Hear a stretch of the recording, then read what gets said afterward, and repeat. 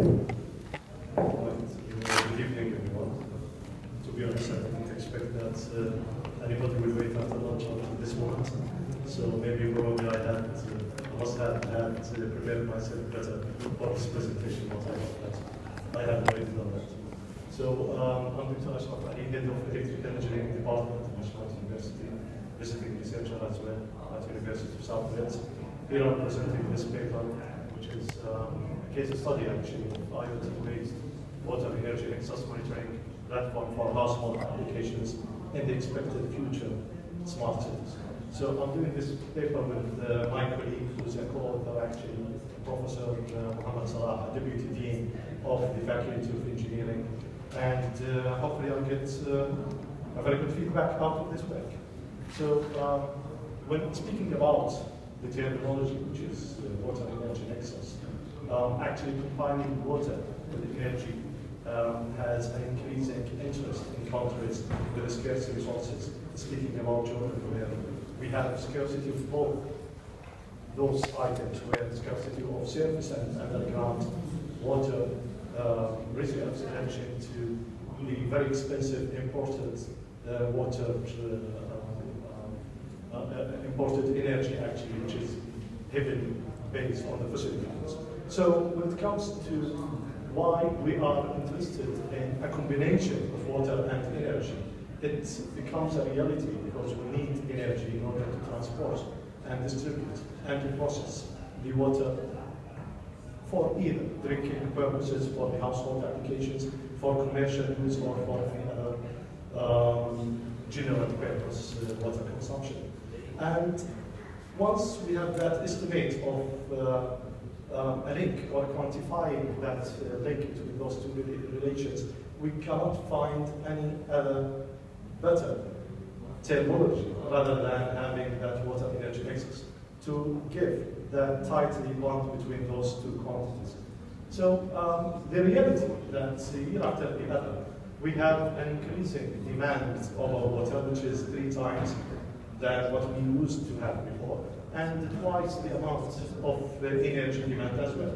This means that the problem is increasingly becoming a challenging problem year after the other, because we are calculating with water energy nexus, we are calculating how much power in terms of units that we need to transmit or to consume or to process a certain amount of water. And if both are going up, then definitely that is creating the issue year after year. As a matter of fact, those statistics actually has been done worldwide. It's global statistics. It's not huge for Jordan due to the lack of local data, or to be honest, or because of being lazy to outreach the people who are responsible for such data sets.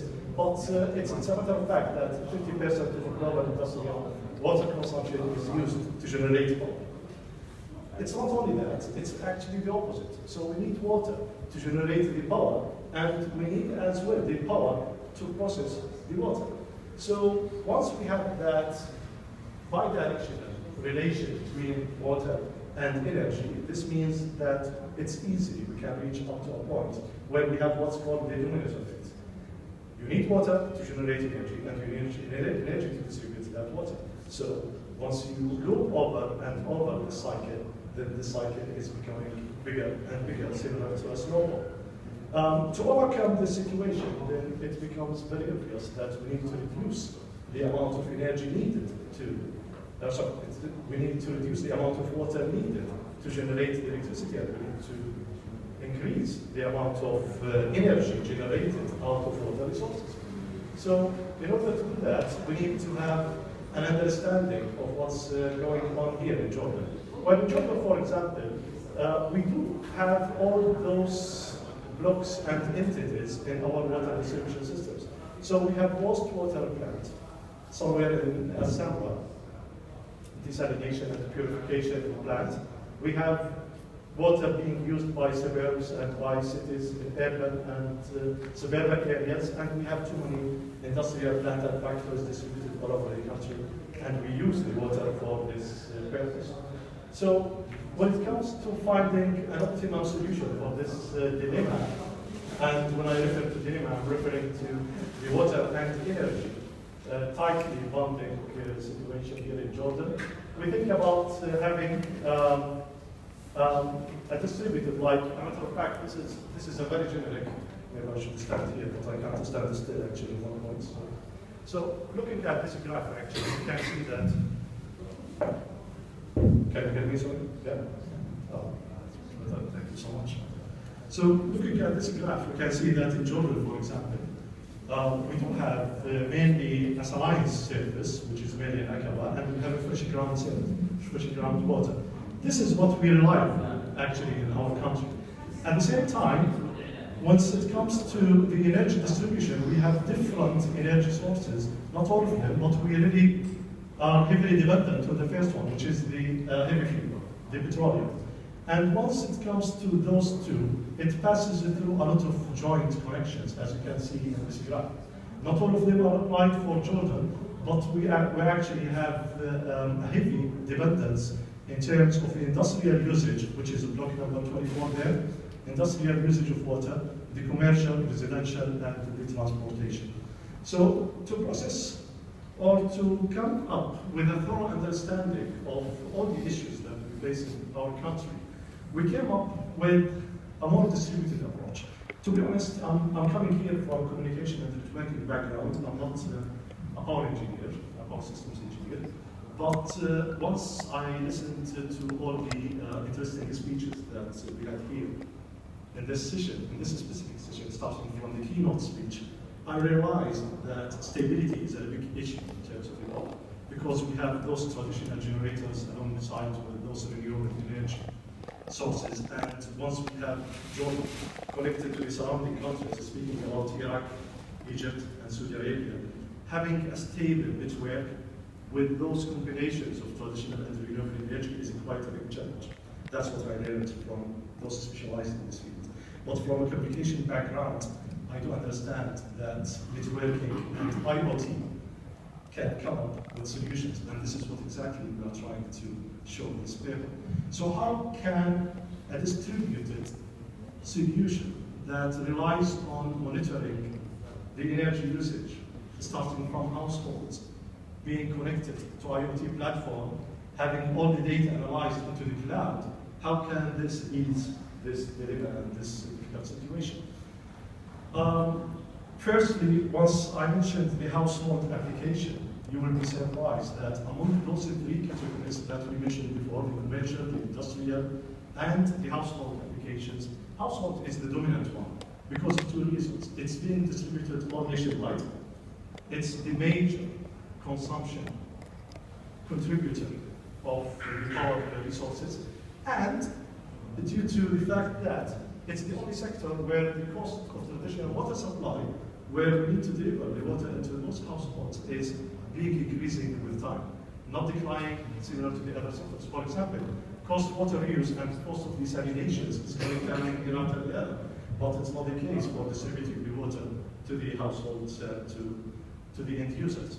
So let's tackle this issue, and let's try to understand why households and why people who are living in their houses, households, why we are the major contributors to the stability of the power grid systems in the country.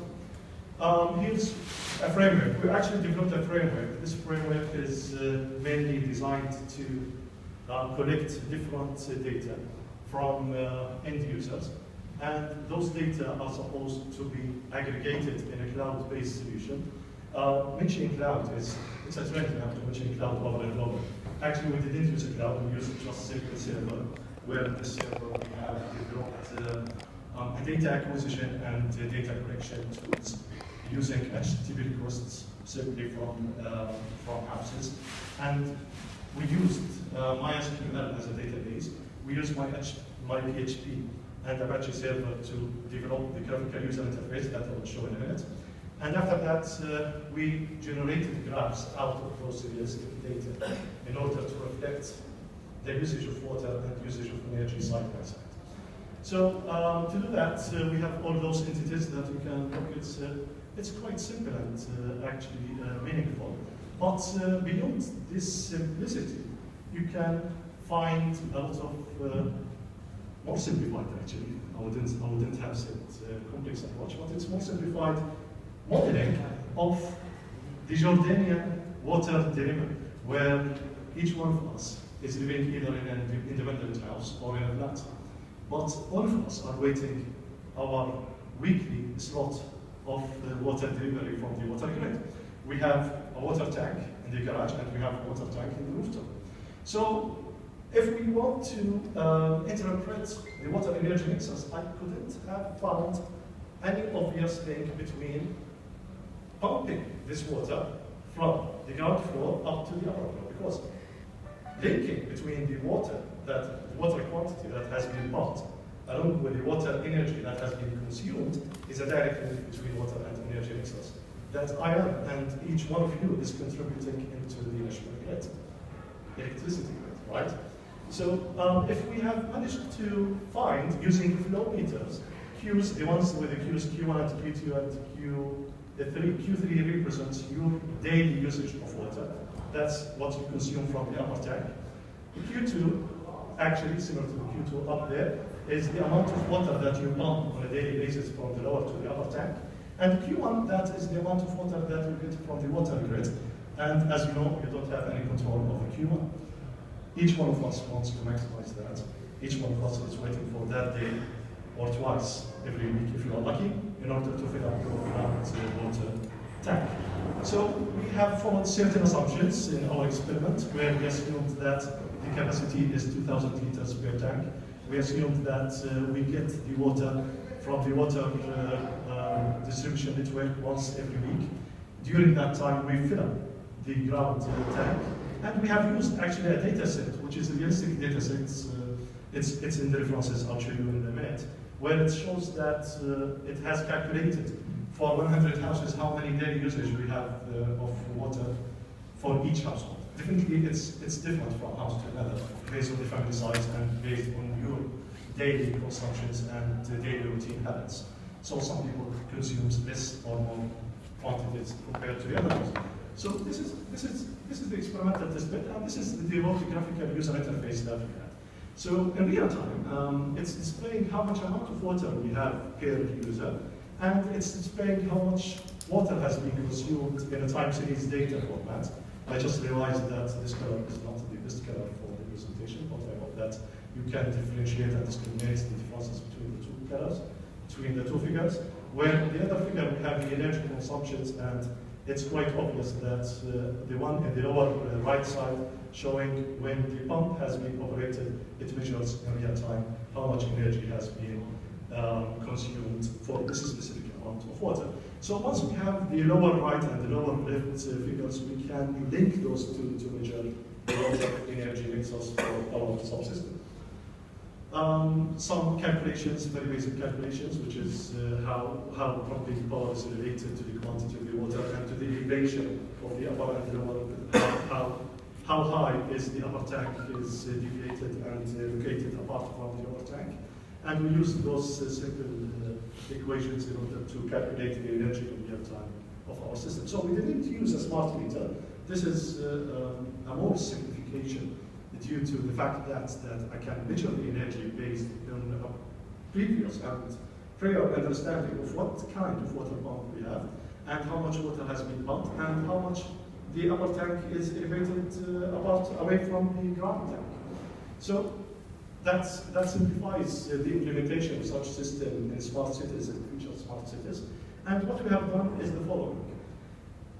The issue is, if everyone is pumping at the same time, like imagine that you have a neighborhood with 10,000 flats or independent houses. If each one is pumping at the same time, then imagine how much stress that this is causing over the national grid, electricity national grid. So in order to overcome that, we realized that everyone is waiting at the same time. Everyone wants to fill up the upper tanks at the same time. So why not to come up with an adaptive threshold that's able to dictate, and this is actually the main target of IoT system. In IoT, what we are doing is we are trying to close the loop between the end user and the back end. So we are getting the feedback from the front user, who's the household, and we are trying to dictate him what should be the threshold that they need to follow before pumping the tank level. Speaking about the threshold, I think that I have missed this bit. If I go a little bit, the threshold is the criterion or that value that we are following in order to tell once the amount of water has been dropped to beyond that threshold, then we need to pump that water tank. At the beginning, we did our estimations for half tank threshold, but then we realized that this increases the correlation between users, as we will see in the results later on. But once we did that adaptive threshold approach, then we got actually a much better results and we reduced that correlation by a huge amount. So here's a sample of 10 houses. In reality, the data sets that we have followed to do our analysis has 100 houses, I guess, in which the data has been collected over 1 million. We got these data sets from United States. Unfortunately, we couldn't have such data sets for Jordan, so we replicated our analysis over that data sets. And we realized that according to the first figure, which shows the daily water consumptions by the first user for 90 days, just for 3 months, you can see that this pattern of consumption is not the same for similar other users. But when it comes to the rooftop, we don't have the same pattern for 90 days, where the rooftop consumption is different from water. Rooftop level is totally different from water consumption habits. Obviously, the more you consume, the less water level you will get in the rooftop, but it doesn't have that similar curve. They are highly correlated, but they are not similar. And I guess that you know why is that. Once we understand this relation between those two curves, we can guess now, according to the upper figure, where it shows the garage tank level by the first user, and the energy consumed, similar to the platform, similar to what we have generated using our platform, then we can have an estimate for each user in terms of kilowatt hours that have been used per minute or per quantity of water. So here comes the moment of truth. Once we collected all the data at the same time, this is 14 users, and we correlated. We have self-correlation and cross-correlation actually among those 10 users. You have 10 users in the x-axis there, another 10 users there. I know that the numbers are not quite clear, but you can tell from the numbers that there's correlations. Like, for example, between user number 5 and user number 1, there's a correlation of 0.25. 25% the data is correlated, which means that the physical interpretation of that means that both users are they tend to pump at the same time. So they add a lot of stress over the network or the national grid at the same time. So the less numbers we get, the better in terms of a larger scale performance that we have over nationwide. So to reduce that, what we have done, we followed the adaptive threshold approach, and then we regenerated the results. And what we got that. I know that this is not the best figure to compare it with the previous one, but let's have a look at any number of your choice. All the numbers have been reduced using the adaptive approach. So for example, the same user, which we just indicated in the previous slide, where we mentioned that user number 5 and user number 1, it used to be 25%, now it's 5%. Which means now, just by changing the threshold level, not by high amount, just by minimal changes, we have decorrelated the data by having 2 users bumping at different time slots. It makes big difference even if it was by half an hour between each user and once it comes to thousands and thousands of users, the amount of energy demands to the water, to the national electricity grid becomes easier, and the stress will be relieved according to this approach. So beyond those slides, actually, when it comes to the hardware implementation, I should have demonstrated, I know that I should have demonstrated this region, but I hope that you trust me that. So we have used ESP32-based microcontrollers, we have used float meters, we have used flow meters as well, and we have used, as I mentioned before, a localized server in our campus in Hashemite University, where it has collected all those data in real time, and it has gathered and analyzed the data in real time as well. So we used MATLAB in real time in order to get those figures for analysis purposes. And it was quite obvious to us that if this approach has been adopted nationwide, if any user had access to a platform via user subscription, if it has been adopted by the commercial market and by policymakers of the country, then we can have a better understanding of our consumption habits. We can have a better closed loop, automated control of our national electricity. So that's it, actually. I'll give the conclusions, I think that I mentioned today. But I will just highlight the reference where we use the dataset. All the datasets actually has been collected using reference number 11. That was the main source of the datasets that we used, which is a realistic dataset. Thank you so much, and I'm happy to present Any questions?